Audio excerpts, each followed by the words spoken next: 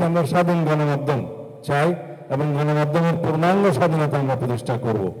বিচার বিভাগের পূর্ণাঙ্গ স্বাধীনতা আমরা বিশ্বাসী এবং প্রতিষ্ঠা করব। এটা একটা জীবন্ত জাদুঘরের মতোই মনে হলো। ধ্বংসস্তূপ থেকে কিভাবে জেগে ওঠা যায় তার একটা প্রচেষ্টা তারা নিয়েছে। তবে এই প্রদর্শনের মধ্য দিয়ে আমরা যা কিছুই দেখেছি এবং শিখতে পেরেছি তা হলো, হয়তো সাম্প্রদায়িক উগ্রবাদী শক্তি প্রগতির দড়িকে টেনে ধরতে চায়, কিন্তু ইতিহাস সাক্ষী দিয়ে সেটা কখনো পারেনি।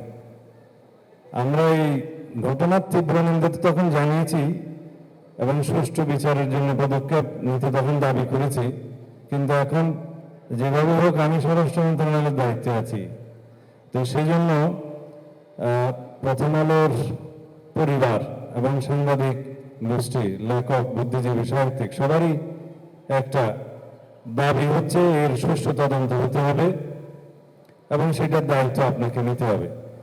তদন্তের দায়িত্ব আমরা নিতে পারি, বিচারের দায়িত্ব বিচার বিভাগের।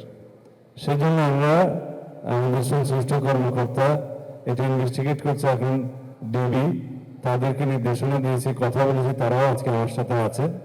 এখানে ভারপ্রাপ্ত কমিশনার ডিএমপির তিনিও আছেন, ডিবির এডিশনাল কমিশনার আছে, ডিবির চার্জে যিনি আছে, সবাই আছে। আমি তদন্তের অগ্রগতি কি সেটা জানতে চেয়েছি এবং আগামী 2 মাসের মধ্যে তদন্ত কার্যক্রম, সুষ্ঠু তদন্ত কার্যক্রম সমাপ্ত করে চার্জশিট দাখিলের জন্য নির্দেশনা দিয়েছি। তারপরে বিচারিক প্রক্রিয়া শুরু হবে, সেটা আদালতের ব্যাপার।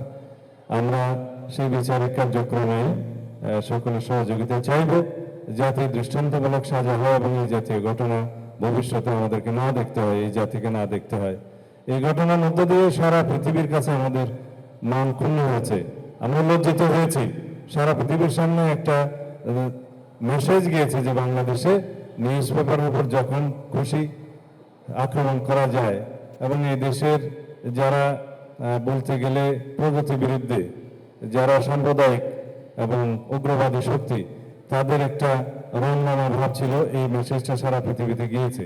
তা আমরা এর দৃষ্টান্তমূলক বিচারের মধ্য দিয়ে সারা পৃথিবীকে তার একটা মেসেজ, উল্টো মেসেজ দেব না, এইরকম কর্ম করে বাংলাদেশের অগ্রগতি, প্রগতি এবং সমাজের অগ্রযাত্রাকে থামাতে পারবে না এবং আমরা তাদেরকে রুখে দেব।